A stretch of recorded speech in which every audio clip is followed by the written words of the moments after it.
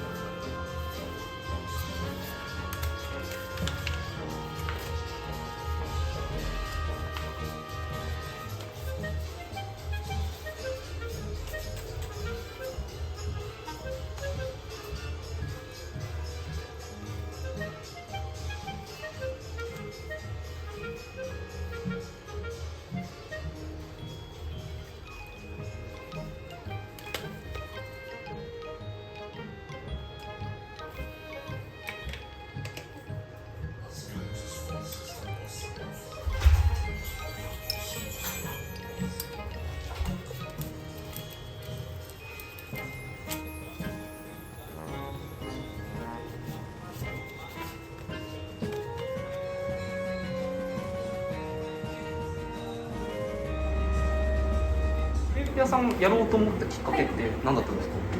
本当はカフェバーとかはやってたんですけれども、北海道で小さなお店するんだったら甘いものかなと思って、そして地元の方たちが気軽に来れるようなお店、クレープだったらみんなに愛される感じでいいかな、来やすくて。